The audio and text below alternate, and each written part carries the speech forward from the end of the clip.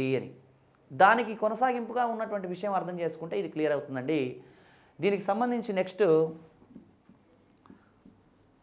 16(3) అనే ఒక నిబంధన ఉంది. ఈ 16(3) నిబంధన ఏం చెప్తుందంటే కేంద్ర ప్రభుత్వం లేదా పార్లమెంటు ప్రభుత్వ ఉద్యోగాలకు సంబంధించిన విషయంలో అంటే ఒక రాష్ట్ర ప్రభుత్వానికి సంబంధించినటువంటి రాష్ట్ర ప్రభుత్వానికి కానీ లేదా స్థానిక ప్రభుత్వానికి కానీ లేదా కేంద్రపాలిత ప్రాంత ప్రభుత్వానికి సంబంధించినటువంటి విషయాల్లో స్థానిక నివాస అర్హతల్ని అంటే లోకల్ రిజర్వేషన్ని నిర్ధారించవచ్చు అని చెప్తుంది. అంటే 16(2)లో ప్రాంతపరమైన వివక్షలు లేవని చెప్పడం జరిగింది. అదేవిధంగా 16(3)కి వచ్చేనాటికి ఏమంటుందంటే ప్రభుత్వము ఒక రాష్ట్ర ప్రభుత్వం కానీ లేదా స్థానిక ప్రభుత్వం కానీ లేదా కేంద్రపాలిత ప్రాంత ప్రభుత్వం కానీ స్థానిక రిజర్వేషన్లు కల్పించడానికి అవకాశం కల్పిస్తున్న నిబంధన 16(3) అండి. ఇవన్నీ చూసిన తర్వాత వివక్షల నిషేధం అనుకున్నప్పుడు మళ్ళీ మనకి ఇంతకుముందు ఉన్నట్టుగానే ఒక డౌట్ ఉంటుంది. దానికి సంబంధించి ఎస్సీ ఎస్టీ రిజర్వేషన్లు అనే అంశం దాంట్లో ఈ 16(3) కొనసాగింపుగా ఉన్న మిగతా అంశాలన్నీ ఆ విషయాన్ని క్లియర్ చేయడం జరుగుతుందండి. అంటే ఇప్పుడు ఫర్ ఎగ్జాంపుల్ 16(4) అనే నిబంధన ఏం చెప్తుంది అంటే ఎస్సీ ఎస్టీ వర్గాల వాళ్ళకి ప్రభుత్వ ఉద్యోగాలలో రిజర్వేషన్లు కల్పించవచ్చు. ఎస్సీ ఎస్టీ వర్గాల వాళ్ళకి ప్రభుత్వ ఉద్యోగాల్లో రిజర్వేషన్లు కల్పించవచ్చు. ఇలా రిజర్వేషన్ కల్పించడం సమానత్వానికి విరుద్ధం కాదు అని మనం అర్థం చేసుకోవాలి. అదేవిధంగా 16(4)కు అనుబంధంగా 16(4)(a) అనే నిబంధన కూడా ఉంది. 16(4)(a) ఈ 16(4)(a) ఏం చెప్తుంది అంటే ఎస్సీ ఎస్టీ వర్గాల వాళ్ళకి ప్రమోషన్లలో కూడా రిజర్వేషన్లు కల్పించవచ్చు. గవర్నమెంట్ ఉద్యోగంలో మాత్రమే కాదండి, ప్రమోషన్లలో కూడా రిజర్వేషన్లు కల్పించవచ్చు. అంటే ఇప్పుడు ఫర్ ఎగ్జాంపుల్ ఒక గవర్నమెంట్ ఉద్యోగానికి ఒక ఎస్సీ ఎస్టీ వర్గానికి చెందిన వ్యక్తి అదేవిధంగా ఒక నాన్ ఎస్సీ ఎస్టీ వర్గానికి చెందిన వ్యక్తి ఇద్దరు ఒకే ఉద్యోగానికి సెలెక్ట్ అయినారు అనుకుందాం. అలాంటప్పుడు ఎస్సీ ఎస్టీ వర్గానికి చెందినటువంటి వ్యక్తికి తొందరగా ప్రమోషన్ రావచ్చు. ఎందుకంటే 16(4)(a)లో ప్రమోషన్లలో కూడా ఆ వ్యక్తికి రిజర్వేషన్లు ఉన్నాయి కాబట్టి. అంటే ఇక్కడ మనం అర్థం చేసుకోవాల్సిన ఏమంటే ఉద్యోగాల్లో మాత్రమే రిజర్వేషన్లని కాదు, దీంట్లో 16(4)(a) అనే దాంట్లో మళ్ళీ ప్రత్యేకంగా ప్రమోషన్లో కూడా రిజర్వేషన్లు ఉన్నాయని మనం అర్థం చేసుకోవాలి. అదేవిధంగా 16(4)(a) తర్వాత 16(4)(b) అన్న అంశం ఉంది. ఈ 16(4)(b) ఏం చెప్తుంది అంటే బ్యాక్లాగ్ ఖాళీల విషయంలో 50% నిబంధన పాటించాల్సిన అవసరం లేదు అని చెప్తుందండి. బ్యాక్లాగ్ ఖాళీలు అంటే ఏంటి అంటే ప్రభుత్వం ఒక నోటిఫికేషన్ ఇచ్చింది అనుకోండి ఉద్యోగం కోసం, ఏదైనా ఒక ఉద్యోగానికి సంబంధించినటువంటి భర్తీ కోసం నోటిఫికేషన్ ఇస్తే దాంట్లో ఫర్ ఎగ్జాంపుల్ ఎస్సీ ఎస్టీ వర్గాలకు చెందిన వాళ్ళు వాళ్ళ ఉద్యోగాల కోసం ఒక 100 పోస్టులతో నోటిఫికేషన్ ఇచ్చింది అనుకుందాం. ఒక 100 ఉద్యోగాలకు సంబంధించి నోటిఫికేషన్ ఇచ్చింది. ఆ 100 ఉద్యోగాలు ఎవరి కోసం నిర్ణయించబడ్డాయంటే ఎస్సీ ఎస్టీ వర్గాల వాళ్ళ కోసం నిర్ణయించబడ్డాయి అనుకుందాం. అలాంటప్పుడు ఆ 100 ఉద్యోగాల్లో ఒక 50 ఉద్యోగాలు భర్తీ అయ్యాయి. మిగతా 50 ఉద్యోగాలకు అర్హులైన అభ్యర్థులు లభించలేదనుకోండి. అంటే అలాంటి పరిస్థితి చాలా అరుదుగా వస్తుంది. అంటే 50 ఉద్యోగాలకు అర్హులైనటువంటి అభ్యర్థులు లభించినప్పుడైతే అప్పుడు ఏం చేయాలి ప్రభుత్వం అంటే ఆ 50 ఉద్యోగాల్ని అలాగే పక్కన పెట్టి మళ్ళీ నోటిఫికేషన్ ఇస్తుంది. ఆ మళ్ళీ నోటిఫికేషన్ ఇచ్చినప్పుడు ఆ 50 పోస్టుల కోసం ఎవరు అప్లై చేసుకోవాలి అంటే ఓన్లీ ఎస్సీ ఎస్టీ వాళ్ళు మాత్రమే అప్లై చేసుకోవాలి, వేరే వాళ్ళు అప్లై చేసుకోవడానికి వీల్లేదు. దాన్ని బ్యాక్లాగ్ అంటారు, మిగిలిపోయిన పోస్టులు అని అర్థం. అయితే ఇలా వాళ్ళే అప్లై చేసుకోవాలి అన్నప్పుడు సుప్రీంకోర్టు జడ్జిమెంట్ ఒకటి ఉందండి. ఏమని అంటే రిజర్వేషన్లు మొత్తం మీద 50% మించకూడదని ఉంది. రిజర్వేషన్లు మొత్తం మీద 50% మించకూడదంటే ఒక 100 పోస్టులలో 50 పోస్టులు మాత్రమే రిజర్వేషన్లో ఉండాలి, మిగతావన్నీ కూడా ఓపెన్లో ఉండాలని ఉంది. అలాంటప్పుడు ఒక 50 పోస్టులు మిగిలినాయంటే 50 పోస్టులకి 50 పోస్టులు ఎస్సీ ఎస్టీ వర్గాల వాళ్ళే అప్లై చేసుకోవాలి అంటే అది 100% రిజర్వేషన్ ఉన్నట్టు కదా అక్కడ. అంటే మొత్తానికి మొత్తం ఒకే సామాజిక వర్గం వాళ్ళు అప్లై చేసుకోవడానికి అవకాశం ఇస్తే సుప్రీంకోర్టు జడ్జిమెంట్కి వ్యతిరేకం అవుతుంది కదా. అందుకని ఏం చేశారంటే 16(4)(b) అని పెట్టారండి. ఈ 16(4)(b) ఏమంటుందంటే ఇట్లా మొత్తానికి మొత్తం పోస్టులు ఒకే సామాజిక వర్గం వాళ్ళు అప్లై చేసుకోవడానికి అవకాశం ఉంది, ఇది సమానత్వానికి విరుద్ధం కాదు అని రాసేశారు. అది 16(4)(b). ఈ విషయం అంతా మనకి రిజర్వేషన్లో అనే విషయం చాలా సెన్సిటివ్ ఇష్యూ అండి. ఈ విషయం గురించి చర్చిస్తున్నప్పుడు కానీ ఏదైనా ఒక సభా వేదిక మీద మాట్లాడుతున్నప్పుడు కానీ దీని మీద చాలా రకాల భిన్నమైన వాదనలు వస్తూ ఉంటాయి.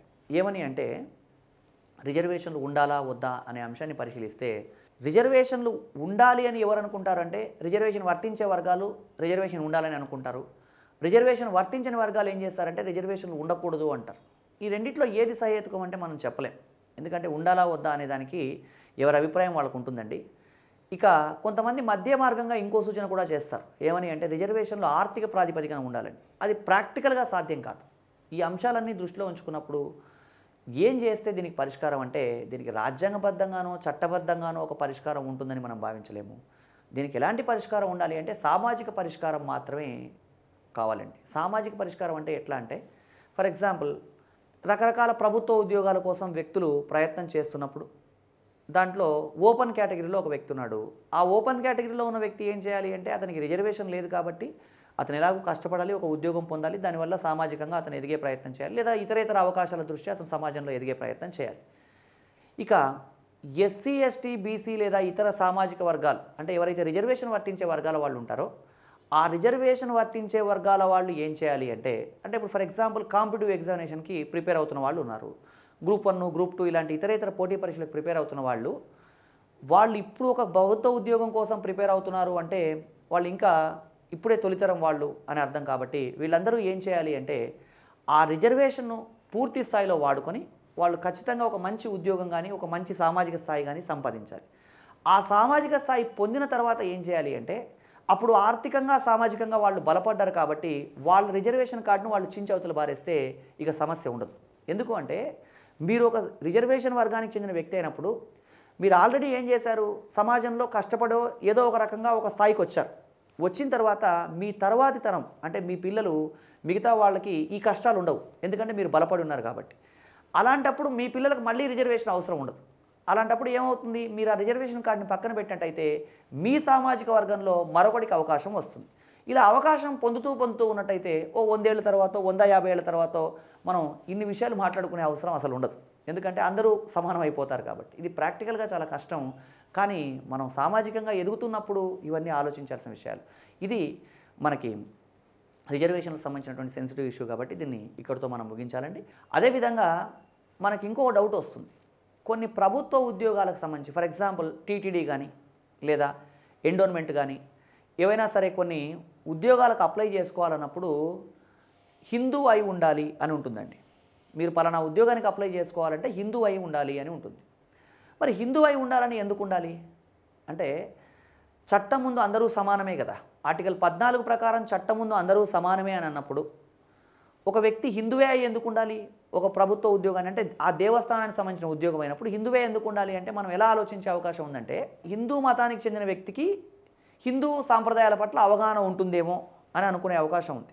కానీ అలా మనం గ్యారంటీగా చెప్పగలమా? అలా చెప్పడానికి అవకాశం లేదు. ఎందుకంటే బీర్బల్ అనే వ్యక్తి ఒక హిందూ. అదేవిధంగా ఇటీవల ఉరిశిక్ష విధించినటువంటి అఫ్జల్ గురు అనే వ్యక్తి 4 వేదాలు చదివాడు. మరి ఎంతమంది హిందువులు చదివి ఉంటారు? అట్లా చెప్పాలి అంటే అఫ్జల్ గురుని నేను వ్యక్తిగతంగా సమర్థించట్లేదు ఇక్కడ.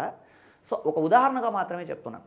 అంటే ఇక్కడ విషయం ఏంటంటే దీనికి సంబంధించి మనం డిబేట్ చేయాల్సిన అవసరం అంటూ ఏమీ లేదు. ఆల్రెడీ రాజ్యాంగంలో ప్రతిదానికి ఒక నిబంధన ఉంటుంది.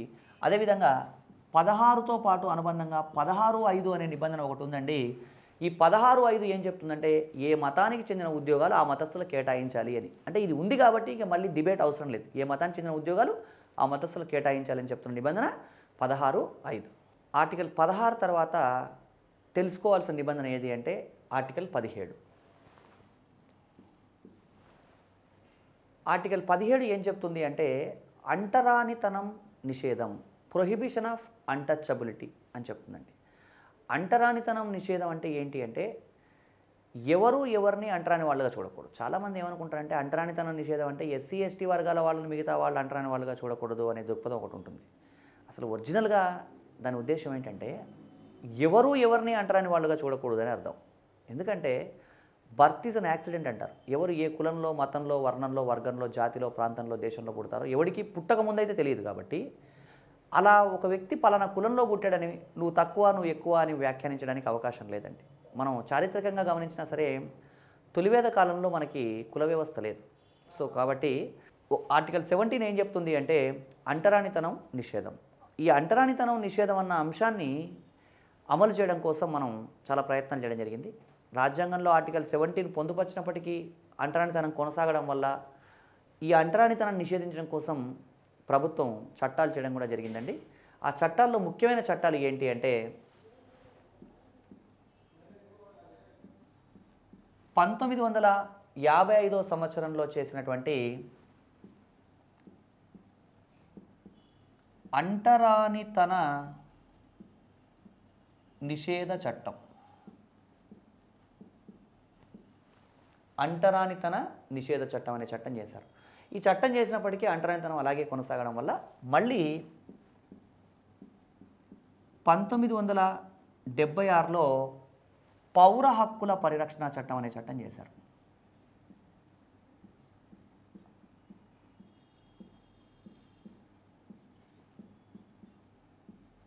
పౌర హక్కుల పరిరక్షణ చట్టం అనే చట్టం చేశారు. ఈ రెండు చట్టాలు చేసినప్పటికీ కూడా ఎస్సీ ఎస్టీ వర్గాల మీద ఆకృత్యాలు పెరిగిపోవడంతో 1989 సంవత్సరంలో ఎస్సీ ఎస్టీలపై ఆకృత్యాల నిరోధక చట్టం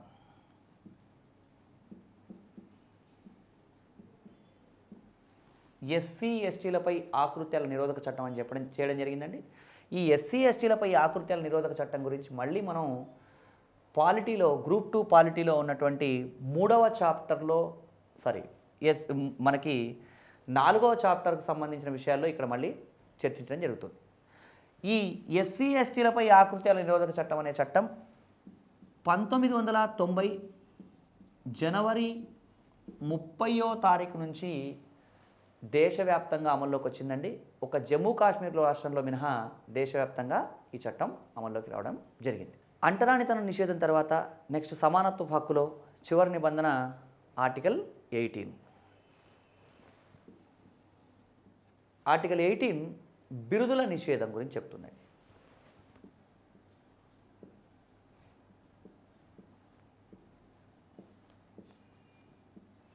బిరుదుల నిషేధం అనే అంశం ఉంది. బిరుదుల నిషేధం అంటే ఏంటంటే దీంట్లో ఏం చెప్పడం జరిగిందంటే బిరుదులు ఇవ్వకూడదు అని. దీన్ని ఇంకొంచెం డీటెయిల్గా మనం గమనిస్తే 18 ఉపనిబంధన 1 ఏం చెప్తుందంటే రాజ్యం అంటే భారత ప్రభుత్వం భారతదేశంలోని పౌరులకు కానీ విదేశీయులకు కానీ ఎలాంటి బిరుదులు ఇవ్వదు అని చెప్తుంది. రాజ్యం దేశంలోని పౌరులకు కానీ విదేశీయులకు కానీ బిరుదులు ఇవ్వదు అని చెప్తుంది. ఈ విషయం విన్నప్పుడు ఒక డౌట్ రేజ్ అవుతుంది. ఏమని అంటే భారతరత్న, పద్మశ్రీ, పద్మభూషణ్ ఇలాంటివి ఇస్తున్నారు కదా, మరి ఇవి బిరుదులే కదా అని అనుకునే అవకాశం ఉంది. కానీ ఇక్కడ భారతరత్న, పద్మశ్రీ, పద్మభూషణ్ లాంటివి ఇవి బిరుదులు కాదండి, ఇవి జాతీయ అవార్డులు మాత్రమే. జాతీయ అవార్డులు మాత్రమే అని చెప్పినప్పుడు మరి అసలు బిరుదు అంటే ఏంటి, అవార్డు అంటే ఏంటి, ఈ రెండింటి మధ్య తేడా ఏంటి అనేది మళ్ళీ ఇంకో డౌట్ వస్తుంది. బిరుదు అంటేనేమో ఒక వ్యక్తి గొప్పతనంతో సంబంధం లేకుండా ఇచ్చేది, ఎవరైనా ఇచ్చేది బిరుదు అవుతుంది, అంటే గొప్పతనంతో సంబంధం లేదు. అవార్డు అంటే ఏదో ఒక రంగంలో విశేష కృషి చేసినందుకు ఇచ్చేది అవార్డు. అంటే ఒక శాస్త్రవేత్తగా, ఒక సామాజిక నిపుణుడిగా, లేదా ఏదో ఒక రంగంలో కృషి చేస్తే ఇచ్చేది అది అవార్డు. బిరుదు అంటే అలాంటి పర్ఫార్మెన్స్ ఏం చేయాల్సిన అవసరం లేదు, ఎవరికి టక్కున ఇచ్చేసేయచ్చు, అలా ఇస్తే అది బిరుదు అవుతుంది. కాబట్టి గుర్తుంచుకోవాల్సిన విషయం ఏంటంటే ఆర్టికల్ 18 బిరుదుల నిషేధం అని చెప్తుంది. 18(1) ఏం చెప్తుంది అంటే భారతదేశం దేశంలో ఉండే పౌరులకు కానీ విదేశీయులకు కానీ బిరుదులు ఇవ్వదు అని 18(1)లో చెప్పడం జరిగింది. అదేవిధంగా 18 ఉపనిబంధన 2 ఏం చెప్తుందంటే భారతదేశంలో ఉన్నటువంటి పౌరులు ఎవరైనా సరే, భారత పౌరులు ఎవరైనా విదేశాలు ఇచ్చేటువంటి బిరుదులు ఇలాంటివి స్వీకరించాలంటే రాష్ట్రపతి పూర్వానుమతి పొందాలి. అంటే రాష్ట్రపతి పర్మిషన్ తీసుకుని విదేశీ బిరుదుల్ని స్వీకరించాల్సి ఉంటుంది. అంటే ఎందుకు విదేశీ బిరుదుల్ని స్వీకరించాలంటే రాష్ట్రపతి పూర్వానుమతి తీసుకోవాలి అంటే ఒక భారతీయ పౌరుడికి ఏదైనా ఒక విదేశం ఒక బిరుదు ఇస్తుంది అంటే నిజంగా ఈ వ్యక్తి గొప్పతనాన్ని గుర్తించే ఇస్తుందా, లేదా ఈ వ్యక్తి నుంచి ఇంకేమైనా సరే భారత సార్వభౌమానికి సంబంధించినటువంటి సమాచారం రాబట్టి ఏమన్నా మభ్యపెట్టి మరో రకంగా ఇస్తుందా, ఈ విషయాలన్నీ పరిశీలించడం జరుగుతుంది. జనరల్గా అయితే రాష్ట్రపతి ఎవరికైనా సరే ఆ వ్యక్తి గొప్పతనాన్ని గుర్తించి ఇవ్వడం జరుగుతుంది కాబట్టి ఏం చేయడం జరుగుతుంది అంటే పర్మిషన్ ఇవ్వడం జరుగుతుంది. సో 18(2) ఏం చెప్తుంది అంటే భారత పౌరులు ఎవరైనా సరే విదేశాలకు సంబంధించినటువంటి బిరుదులు స్వీకరించాలంటే రాష్ట్రపతి యొక్క పర్మిషన్ తీసుకొని ఆ బిరుదులు స్వీకరించాలని 18(2)లో చెప్పడం జరిగింది. ఇక 18(3) ఏం చెప్తోంది అంటే భారత ప్రభుత్వంలో ఉద్యోగం చేపట్టినటువంటి విదేశీయులు ఎవరైనా సరే విదేశీ బిరుదులు స్వీకరించాలన్నా కూడా రాష్ట్రపతి పర్మిషన్ తీసుకోవాలి. అంటే ఇక్కడ ఒక డౌట్ వస్తుందండి. భారత ప్రభుత్వం ఇండియన్ గవర్నమెంట్లో విదేశీయులు ఎలా ఉద్యోగం చేపడతారు? భారత ప్రభుత్వంలో ఉద్యోగం చేపట్టాలంటే భారతీయులే అయి ఉండాలి కదా అని. అయితే ఆల్ ఇండియా సర్వీసులు అయినటువంటి ఐఏఎస్, ఐపీఎస్, ఐఎఫ్ఎస్ కాకుండా మిగతా కొన్ని సెంట్రల్ సర్వీసులు ఉన్నాయి. ఒక 54 సెంట్రల్ సర్వీసెస్ ఉంటాయి. ఈ సెంట్రల్ సర్వీసుల్లో విదేశీయులకు కూడా అంటే మన మిత్ర దేశాలు నేపాల్, భూటాన్, పాకిస్తాన్, బంగ్లాదేశ్ లాంటి దేశాలు కాదు, మన మిత్ర దేశాలకు కొంత అవకాశం ఉంటుంది. అంటే విదేశీయులు కూడా కొంత భారత ప్రభుత్వంలో ఉద్యోగం చేపట్టే అవకాశం కొన్ని సందర్భాల్లో ఉంటుంది. కాబట్టి అలాంటి వ్యక్తులకు ఎవరైనా సరే ఏదైనా ఒక దేశం బిరుదు ఇచ్చినప్పుడు అవి అతను స్వీకరించాలంటే ముందు ఎవరి పర్మిషన్ తీసుకోవాలి? రాష్ట్రపతి పర్మిషన్ తీసుకోవాల్సి ఉంటుంది అని